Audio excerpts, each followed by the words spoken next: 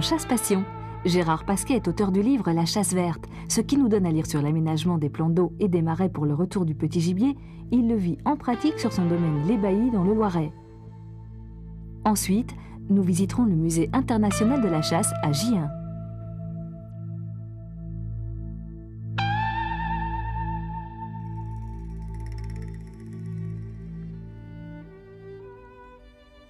Il n'y a pas de doute, la France est par excellence le pays de la perdrix, du faisan et du petit gibier d'eau. Ceci est dû non seulement au climat, mais aux efforts de l'aménagement de l'habitat entrepris par les chasseurs et les agriculteurs. Ces efforts, guidés par le principe général de la conservation par l'utilisation rationnelle des ressources naturelles, constituent une démarche essentielle des chasseurs pour défendre leur passion. Chasseur lui-même et fervent défenseur de la nature, Gérard Pasquet s'adresse à tous ceux qui se soucient aujourd'hui de la protection de la nature, de l'entretien des paysages, de l'évolution de l'environnement et de l'avenir de la faune sauvage. Son ouvrage, La chasse verte, coédité par les éditions Hatier et Le Chasseur français, est avant tout un guide pratique pour aider à la conservation du petit gibier. Ce livre, parfois technique, abondamment illustré d'exemples, de schémas et de conseils, est en fait un livre passion.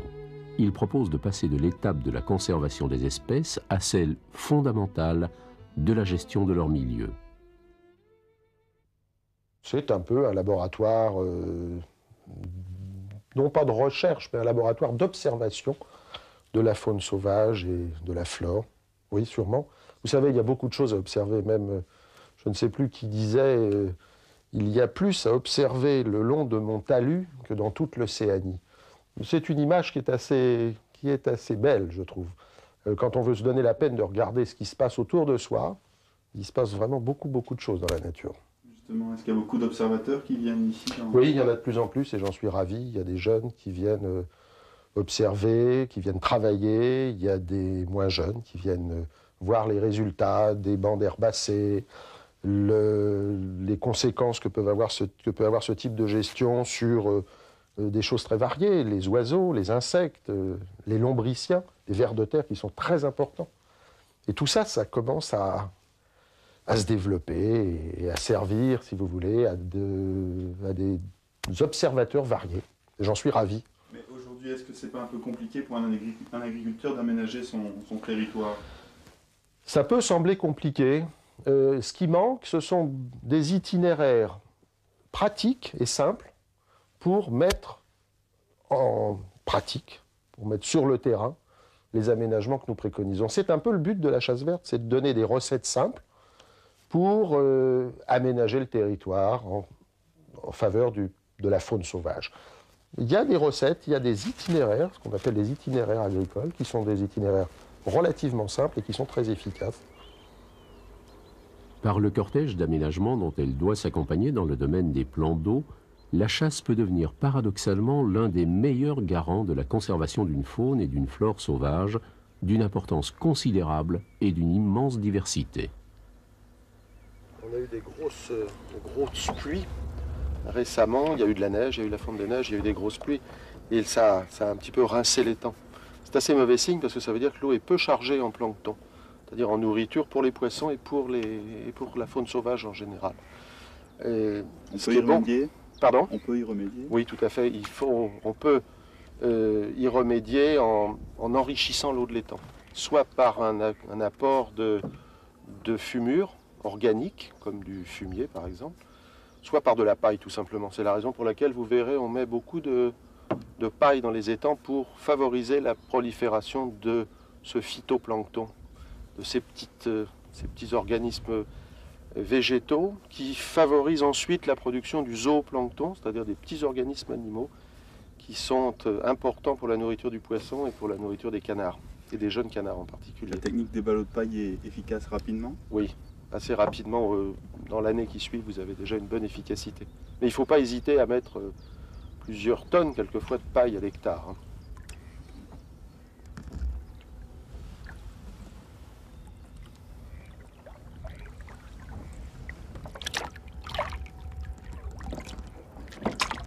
La zone plate est tout à fait importante. Il faut que les rives soient progressivement, que la profondeur soit progressivement croissante pour que vous ayez tous les types de végétation, depuis la végétation terrestre jusqu'à la végétation aquatique profonde, c'est-à-dire entre 0 et 1,50 m à peu près.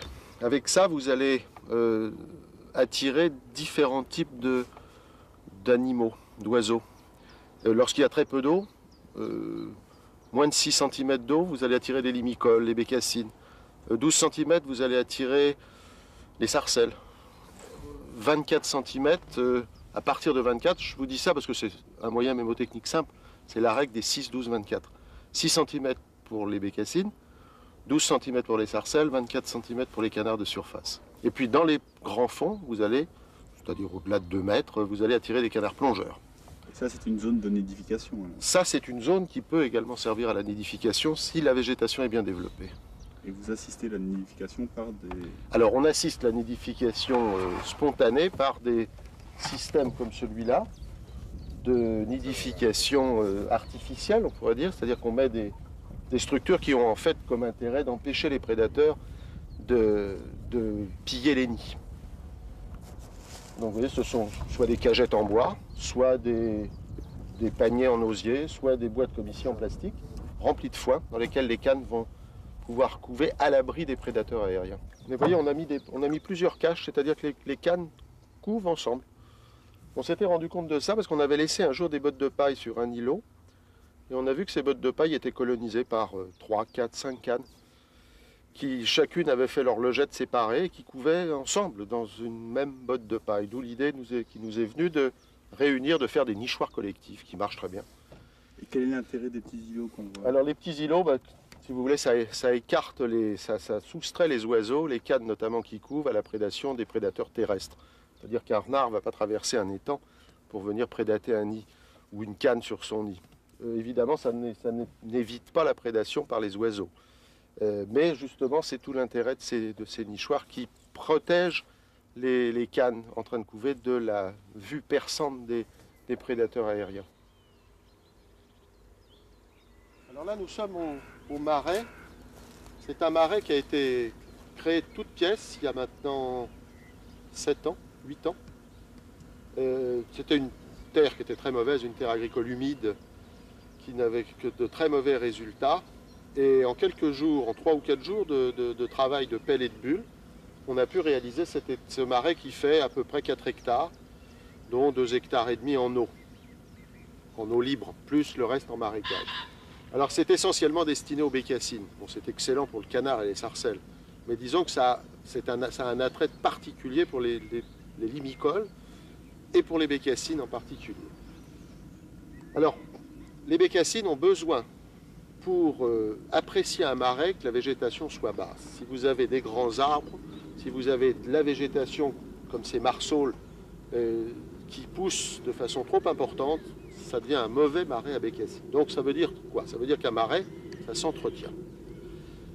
Alors, l'entretien est essentiel, c'est de tailler la végétation. Alors si ce sont des roseaux, il faut faire des tailles de roseaux, faire ce qu'on appelle des platières, c'est-à-dire dégager des surfaces de roseaux en bande de façon à favoriser l'approche des bécassines et à leur donner de la nourriture.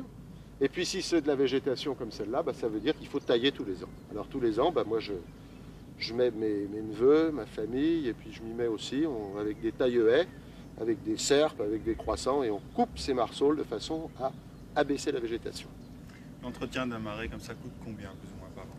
Tout dépend si vous le faites faire ou si vous le faites vous-même. Nous disons qu'on s'y met en gros avec les amis et la famille, on est 4 ou 5 à travailler, avec le garde aussi, et en 2 jours de travail, le marais est taillé. Bon, il n'est pas énorme, il fait que 4 hectares. Mais si vous voulez, les gens qui ont des grands marais, je pense à M. Olivier, qui est un spécialiste de la bécassine, et qui dit, et il a raison, qu'on passe beaucoup plus de temps à préparer, à aménager un marais qu'à chasser le marais. Alors quand un marais ici est aussi accueillant, est-ce que c'est encore nécessaire d'avoir des appelants? On a quelques formes comme ça qui sont là depuis longtemps, d'ailleurs elles n'ont pas été retirées, plus pour le coup d'œil je dirais que pour l'efficacité. Vous savez, ici dans les jours records, on a compté jusqu'à 300 poses de canards et de sarcelles en une soirée sur cette superficie.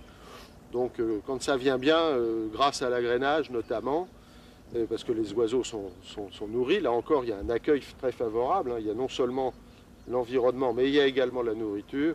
Il y a beaucoup d'oiseaux qui viennent et il faut d'ailleurs au moment de la chasse savoir raisonner les prélèvements et ne tirer que quelques oiseaux et ne pas faire des tableaux extraordinaires qu'on pourrait très facilement faire. On ne fait aucun élevage ici, c'est que des oiseaux qui viennent de l'environnement naturel ou qui viennent d'élevages voisins. Donc il faut être raisonnable, il faut prélever ce qu'il est raisonnable de prélever. Et dans un marais comme celui-ci, les oiseaux sont soumis à quand même une prédation importante, non ? Non, pas tellement, parce qu'il y a beaucoup de... Vous voyez, c'est quelque chose d'extrêmement difficile d'accès. Donc la vie n'est pas facile pour les prédateurs qui chassent à l'intérieur de ce marais. Arnard, là-dedans, va avoir beaucoup de mal à attraper un oiseau, sauf les oiseaux qui sont fatigués, blessés, malades et autres. Et il y a une sélection, je dirais, souhaitable qui se fait par la prédation. Mais en même temps, vous luttez contre la prédation ? Oui, alors on lutte contre la prédation à l'échelon de l'ensemble de ce territoire. Et j'aime bien ce que vous me dites, on lutte plus contre la prédation que contre les prédateurs eux-mêmes. C'est-à-dire que dans la lutte contre la prédation, il y a deux choses. Il y a le contrôle des prédateurs, qui est absolument indispensable, mais qui doit être fait à des moments précis, particuliers, dans des endroits particuliers, pour des espèces particulières. Ça, c'est le grand principe du piégeage moderne. Il ne s'agit pas d'exterminer les prédateurs. Il s'agit de réguler intelligemment les prédateurs dans des endroits particuliers, un type de prédateur particulier, à des époques particulières. Je vous explique en deux mots. Avoir un grand nombre de corneilles noires au mois de novembre, comme on en voit des grandes bandes qui passent au mois de novembre, ou plus tard dans l'hiver, ne présente aucun inconvénient pour la faune sauvage ici. Aucun. Par contre, avoir des couples de corneilles territorialisées en ce moment, au moment de mars-avril, au moment de la nidification, ça c'est très dangereux. Et là, il faut faire un contrôle. Alors comment ? Alors, si vous voulez, nos deux grands ennemis sont d'une part les corneilles et les pies au printemps, d'autre part les renards. Alors les corneilles et les pies, on va le voir, c'est très simple, c'est les cages-pièges, les Larsen Trap, qui sont des techniques qui viennent des pays scandinaves et qui ont été beaucoup développées en Angleterre.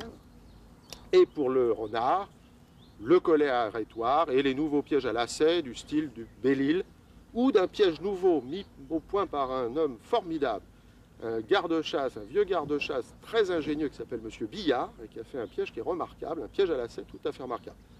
Les pièges, si vous voulez, c'est simple, il faut qu'ils soient efficaces, sélectifs et non cruels. L'exemple type du piège moderne, c'est la cache-piège.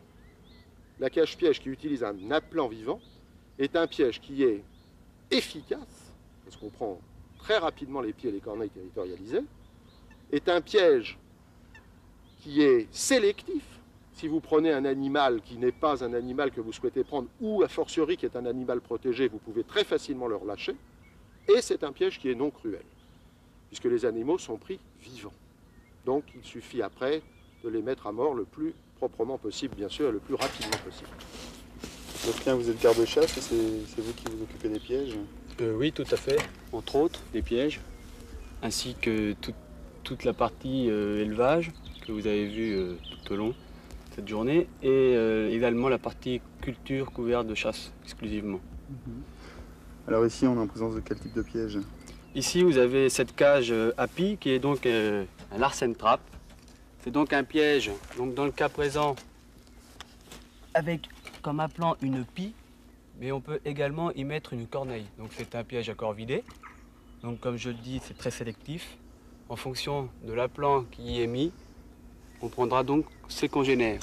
Donc ce piège est très efficace au printemps, entre autres, vu qu'il permet de prendre les couples de pies, voire de corneilles, qui s'installent sur le territoire au moment de la reproduction. Donc le système du Larsen Trap est très simple. Donc la pie étant dans la cage appelle donc ses congénères qui viennent dans un but de chasser la pie qui est sur leur territoire. Donc ils se bagarrent autour, les pies montent dessus, cherchent à rentrer et finalement rentrent dans ce compartiment, se posent sur la baguette et déclenchent la cage. Il y a combien de Larsen Trap sur le domaine ? Un Larsen Trap sur le domaine. Ouais, et c'est très efficace quand C'est même. très efficace. Vous posez un Larsen Trap le matin, vous avez beaucoup de chances de prendre le couple dans la journée et le lendemain vous déplacez votre cage là où vous avez repéré d'autres couples de pies. Il y a d'autres types de pièges sur le domaine? Oui, tout à fait. Donc, comme vous avez vu, on utilise le conibire exclusivement pour les ragondins, mais également les collets donc pour capturer les renards. Donc, l'intérêt d'un collet à arrêtoir est de prendre les renards. Donc, il est à arrêtoir car c'est un piège qui capture le renard vivant. Mais donc, le résultat de la capture est dans la pose. C'est-à-dire qu'il y a des normes à respecter pour prendre des renards. Donc pour un collet, il faut à peu près entre 18 et 22 cm du sol. Donc pour moi, j'ai l'habitude, ça correspond à cet écartement. Mais il est également à arrêtoir si, admettons, un chevreuil passe dans cette coulée et déplace le collet, le remonte, un chevreuil peut suivre et se prendre dans le collet. Et donc l'arrêtoir est utile à ce moment-là, car le chevreuil ne sera pas étranglé. Et à ce moment-là, on arrive, on attrape le chevreuil, on sectionne le collet et on relâche le chevreuil. Voilà.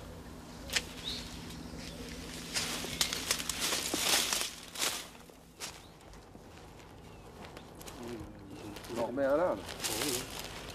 Je pense. Je vais compter. Donc ceci est un piège conibire, ou plutôt kill trap comme disent les Anglais.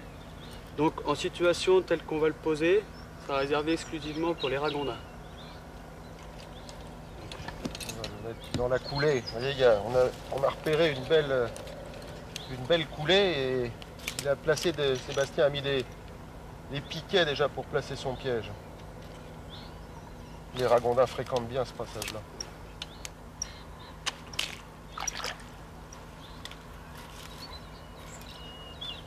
Faire attention de ne pas se prendre les doigts parce que c'est un piège très, très puissant. Voilà.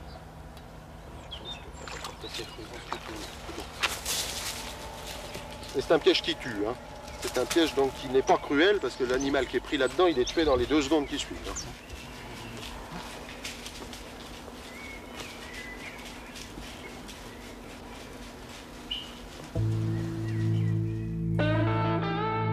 Maire adjoint attaché aux affaires culturelles de la ville de Gien, Hubert de Garambé nous ouvre les portes d'un musée admirable. Visite.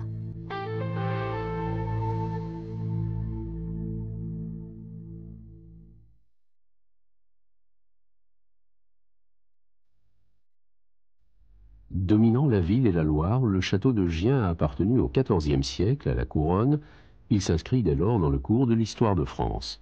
Depuis 1952, le château conserve les collections dont la teneur s'attache à travers plus de 2000 objets et œuvres d'art à retracer les techniques et coutumes cynégétiques employées depuis la préhistoire jusqu'à nos jours.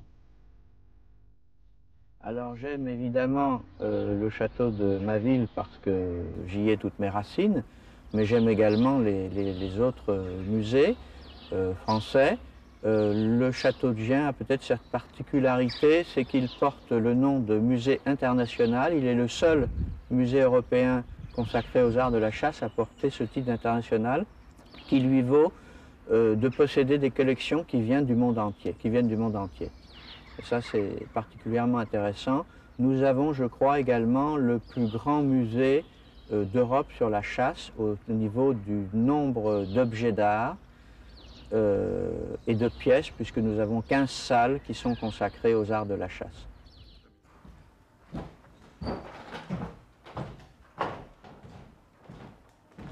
Alors nous sommes ici dans la salle de la fauconnerie. Vous pouvez tout d'abord admirer cette magnifique tapisserie des Gobelins qui est du début du XVIIe siècle, qui représente une chasse au héron avec les faucons par le roi François Ier. C'est une des plus belles pièces du musée. Ensuite, dans toutes ces vitrines, vous voyez les différentes manières de chasser. Dans la vitrine qui se trouve là-bas, ce sont les attributs de la fauconnerie du Japon qui nous ont été donnés en 1994 à la suite de l'exposition internationale qui a eu lieu dans ce musée sur la fauconnerie. Ensuite, cette vitrine représentent les attributs du Moyen-Orient, donc qui nous ont été donnés par différents émirs. Vous avez dans la vitrine du coin d'abord un faucon gerfaut, le faucon gerfaut étant le faucon le plus apprécié depuis des siècles et des siècles. Les rois de France ont toujours voulu avoir dans leur fauconnerie un faucon gerfaut. À l'heure actuelle, les princes arabes veulent aussi avoir un faucon gerfaut. Il faut savoir que maintenant, il est protégé et on n'a plus le droit du tout de le tuer, ni de le prendre sans avoir une autorisation spéciale de l'État où il nidifie. En bas du faucon gerfaut, vous avez un don qui nous a été fait par M. Pirotta. M. Pirotta habite Rome. C'est un des derniers fabricants de chaperons. Il faut savoir que chaque chaperon pour le faucon est fait sur mesure. On ne peut pas choisir un chaperon comme ça. On prend, comme nos belles dames du début du siècle, le tour de tête et on fabrique spécialement le ou les chaperons.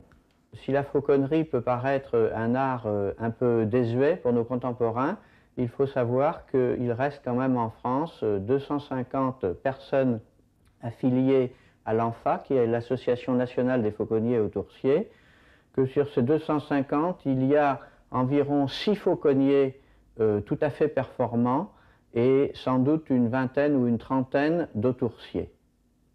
Voilà. Donc ça n'est pas un art qui est un art muséographique, il existe encore dans la nature. Oui, nous nous trouvons ici dans la salle d'Aguilon-Pujol. Le colonel d'Aguilon-Pujol a fait don au Musée international de la chasse d'une splendide collection de boutons de vénerie. Je pense que nous avons la plus belle et la plus importante collection de boutons de vénerie de tous les musées européens. Le bouton figure en général, je dis bien en général, l'animal qui a été chassé en premier par l'équipage. Donc vous pouvez avoir un équipage qui a été créé chassant le lièvre. Vous avez donc un lièvre qui passe à travers une banderole ou dans la campagne, et puis ensuite cet équipage se met à chasser le chevreuil. Eh bien, souvent, la plupart du temps, il gardera son bouton d'origine, bien que chassant le chevreuil. Alors nous nous trouvons ici dans la plus grande salle du musée, la salle des Desportes. Eh bien, il faut savoir que le visiteur peut d'abord découvrir l'aspect physique de la charpente. Alors, nous avons ici une magnifique charpente en bois de châtaignier. C'est du bois imputrescible, qui est très sain, qui éloigne les insectes, si bien qu'il y a très peu de toiles d'araignée. Cette charpente a plus de 500 ans et elle représente une coque de bateau renversée. Elle a été créée par les charpentiers de marine au Moyen-Âge. Alors, ce différent type de charpente, on le trouve dans divers châteaux de la Loire, et aussi en particulier à Honfleur, à Sully-sur-Loire, à Cluny, et nous avons la chance à Gien de posséder, bien sûr, une telle œuvre en partie haute. Alors, 79 tableaux de l'artiste M. François Desportes, c'était le peintre synégétique, autrement dit le peintre animalier, du roi Louis XIV.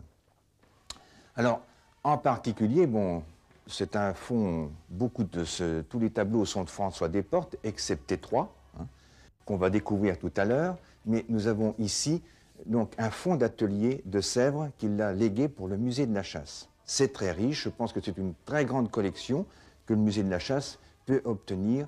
Il peut donc bien sûr avoir le privilège de pouvoir conserver donc dans ses murs et notamment dans cette salle. En particulier, ce deuxième tableau de François Desportes, on peut découvrir, vous voyez la zone, donc la couverture verte, tous les détails, c'est d'un réalisme frappant, cette partie en marbre, et également ces petits personnages mythologiques qui sont représentés, vous voyez, en bronze, très colorés, et également ce plan en cuivre. Alors cette philosophie un petit peu donc, de ce tableau, c'est que François Desportes avait le privilège de représenter les animaux qui avaient donc de la puissance, les petits animaux, et ici on voit le chat en position de vaincre. Vous voyez, malgré que le chien ait l'œil, vous voyez, donc un petit peu féroce, il a l'ouverture des crocs quand même importante. C'était le petit chat qui bondissait et qui possédait la scène. C'est un petit peu l'état psychologique de ces animaux, donc sur cette scène de chasse où on voit également le gibier à poil, notamment, vous voyez là, on peut découvrir ce lapin avec tous les détails. Vous voyez la goutte de sang sur le marbre, comme elle est magnifiquement rendue. Hein, c'est ce qu'on peut voir à travers cette œuvre de grande qualité.